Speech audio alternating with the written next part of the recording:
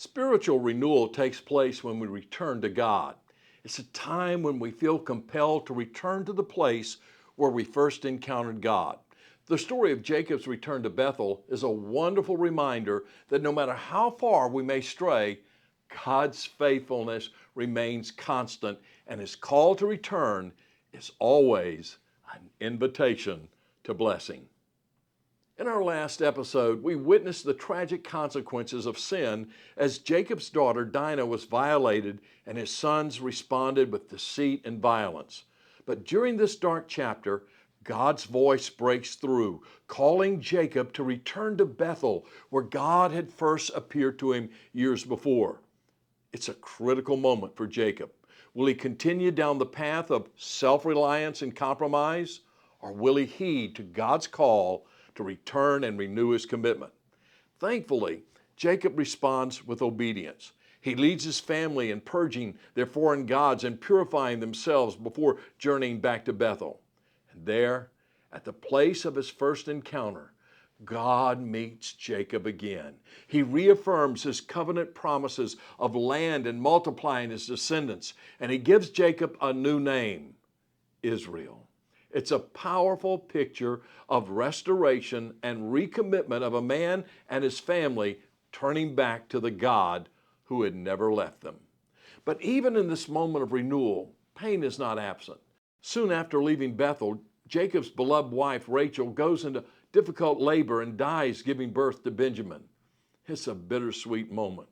The joy of new life mingled with the sorrow of devastating loss. And yet, even here, we see God's faithfulness. Benjamin, the son of Jacob's old age, will become one of the 12 tribes of Israel, a living testimony to God's promise to make Jacob a great nation. The chapter records the death of Jacob's father Isaac and the genealogy of his brother Esau. It illustrates that even as God works out his purpose in Jacob's life, he is also mindful of the larger story, one of nations and generations, the story of his unfolding plan to bless the whole world through Abraham's seed. Jacob's journey speaks to us on so many levels. Like Jacob, we too are prone to wonder, to forget the faithfulness of the God who called us. We get caught up in the pursuits and priorities of the world around us, and before we know it, we find ourselves far away from the place of our first love for God. But the good news is this, that no matter how far we roam, God's invitation is always there to return to Him. He calls us back to our Bethel, back to the place where we experienced His presence and promise. And He is faithful to meet us there when we respond with repentance, recommitment, and love. He reminds us of our identity in Him. I've mentioned previously the story of the Romanian believers who experienced a powerful revival during the days of communism and persecution. The revival began with repentance, but also was initiated by a great prayer movement. When God's Spirit fell on their gathering, it didn't eliminate their suffering. In fact, in some ways, it intensified it. But it rekindled their faith and their vision of what God could do. For 15 years, they prayed fervently for the day when they could proclaim the gospel freely in the great stadiums of the nation on radio and television. To many, it seemed like an impossible dream. But their pastor reminded them of Jesus' words, that with man it is impossible, but with God all things are possible.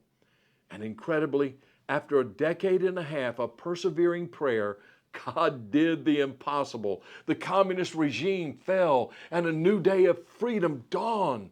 Those humble believers lived to see their prayers answered in ways they had scarcely imagined as the gospel message flooded the airwaves and stadiums were filled with hungry souls. Their story, like Jacob, reminds us that the path of revival is not always easy. It often involves pruning, purifying, and persevering through hardship. But listen, it's always worth it. When we return to our Bethel and stake our lives on the faithfulness of God, then we position ourselves to experience His power and His promise in unprecedented ways. So where do you find yourself today? Have you drifted from the place of your first love for God? Have the cares of this life diminished your passion for His presence? Here's the invitation to return. Make the journey back to Bethel, to the altar of surrender and the place of His promise. And as you do, know that He will meet you there. He will renew His covenant love and reaffirm your identity as His child.